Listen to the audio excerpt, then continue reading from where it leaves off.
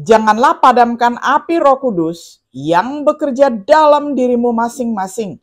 Misalnya, ketika salah satu anggota jemaat menyampaikan pesan dari Roh Allah, jangan menganggap remeh pesan yang disampaikannya itu, tetapi setiap nubuatan hendaklah kalian uji.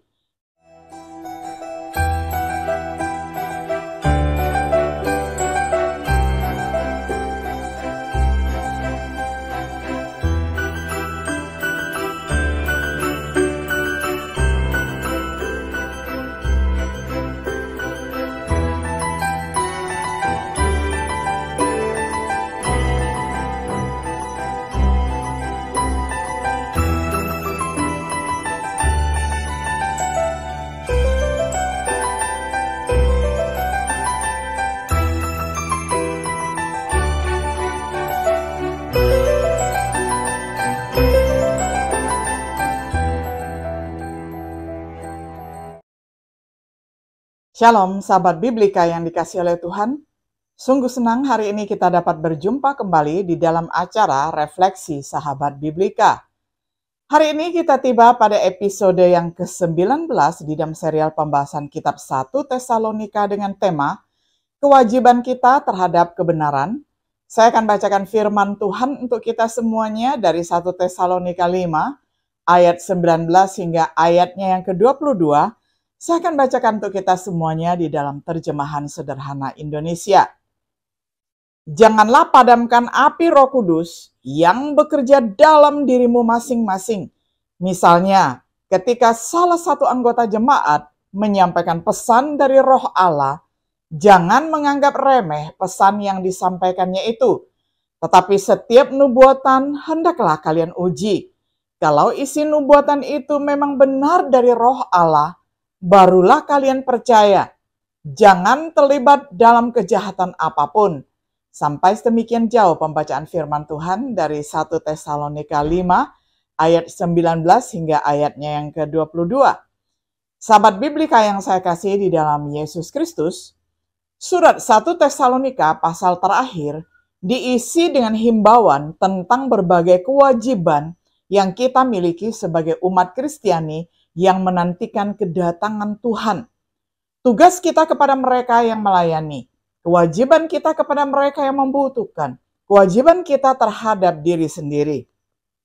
Sebelum Paulus menutup suratnya dengan berkat dan nasihat terakhir, dia membuat daftar rangkaian nasihat lainnya.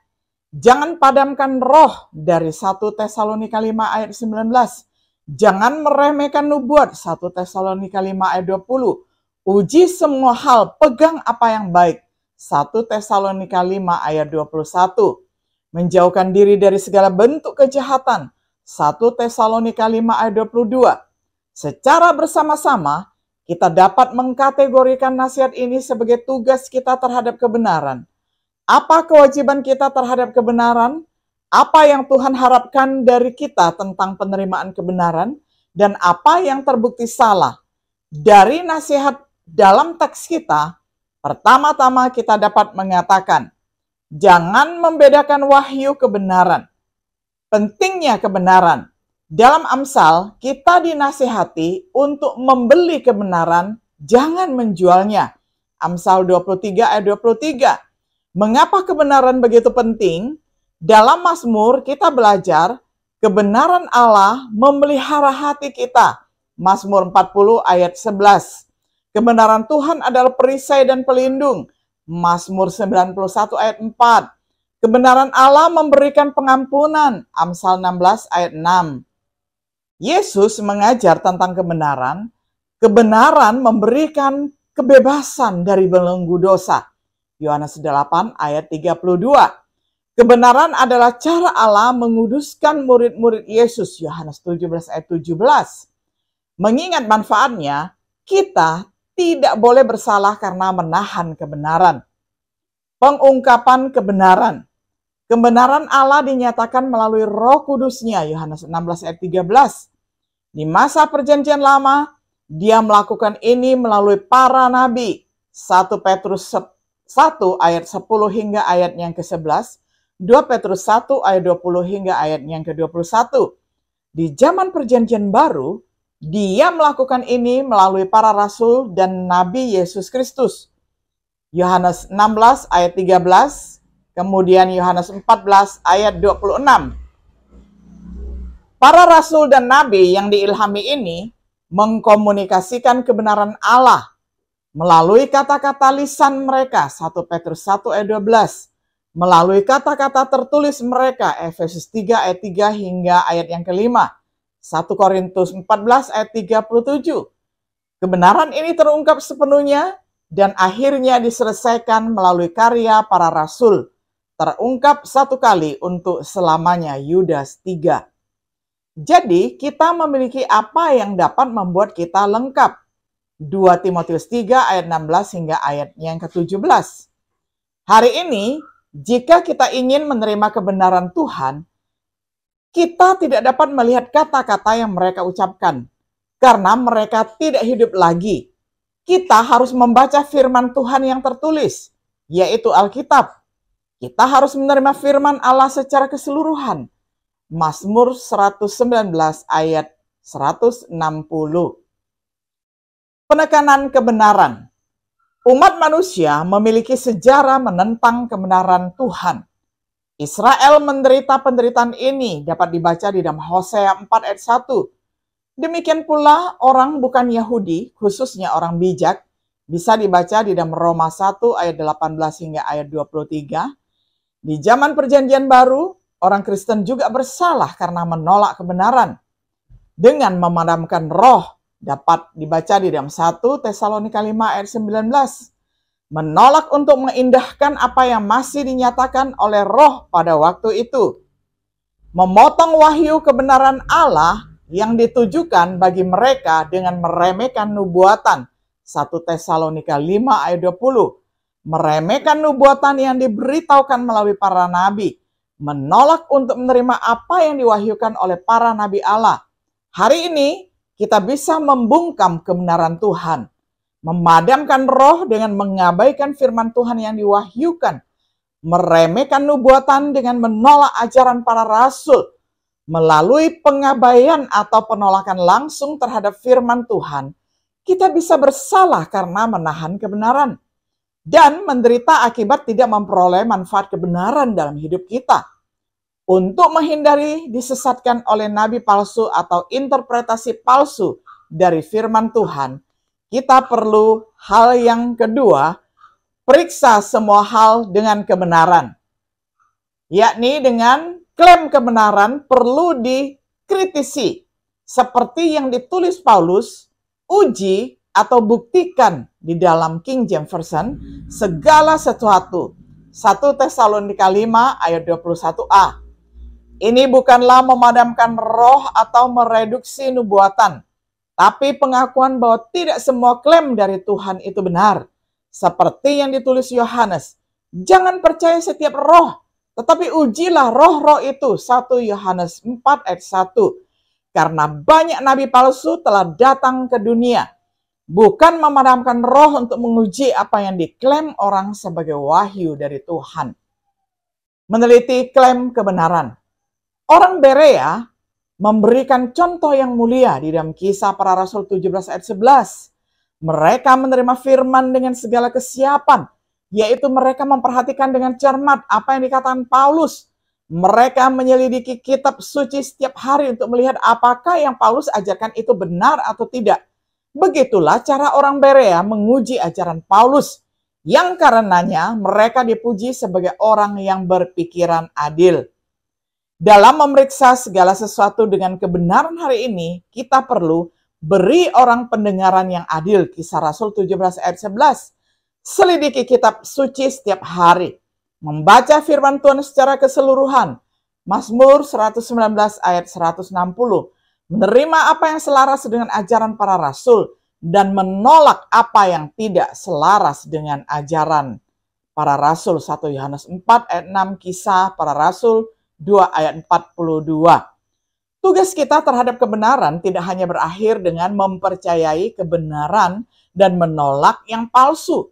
Kita juga harus berpegang teguh pada apa yang baik. 1 Tesalonika 5 ayat 21. Saya menganggap ini berarti kita harus melakukan yang ketiga, yakni menerapkan kebenaran dalam hidup kita, yakni dengan sikap yang tepat.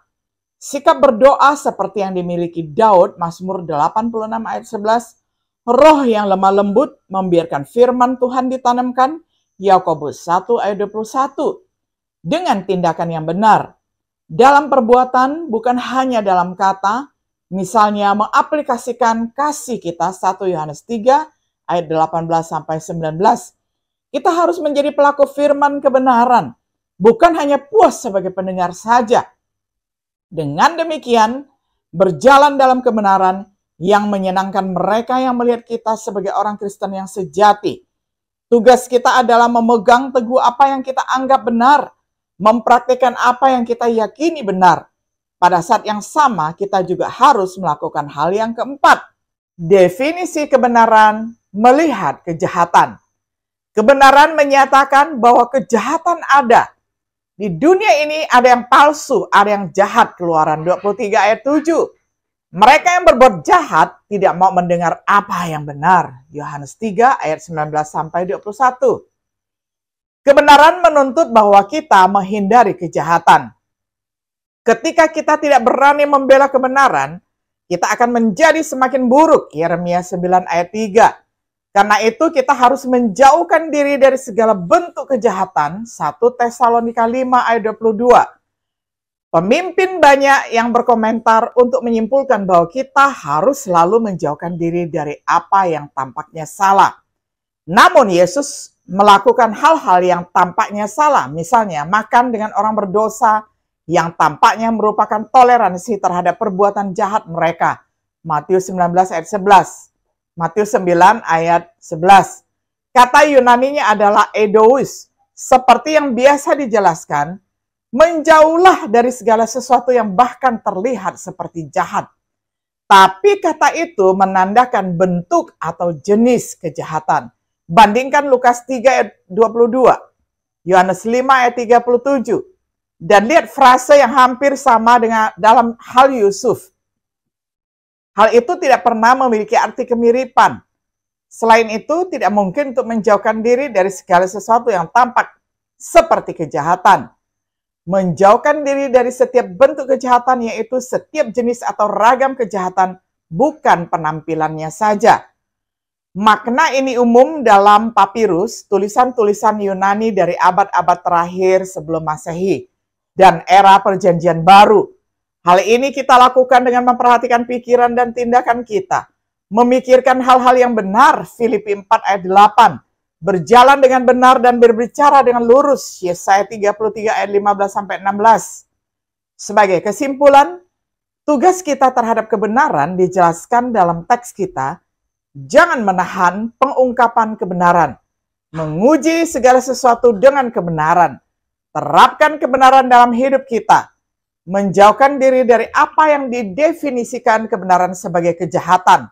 Karena manfaat yang didapat dari mengetahui dan berjalan dalam kebenaran, kita harus berhati-hati dalam memenuhi tugas kita terhadap kebenaran. Bagaimana dengan mereka yang tidak mencintai kebenaran?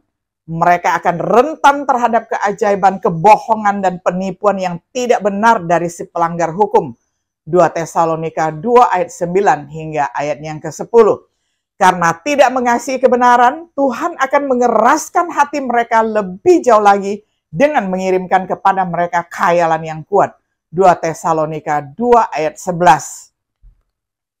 Sahabat Biblika yang dikasihi oleh Tuhan, inilah tugas yang dapat kita lakukan, yakni kita berpegang kepada kebenaran. Dengan kebenaran yang kita miliki, kita akan dengan mudah mengenali apa itu kejahatan. Dengan demikian, selamat berpegang kepada kebenaran. Kiranya Tuhan Yesus, Sang kebenaran itu sendiri, yang akan memimpin dan menuntun kita. Shalom.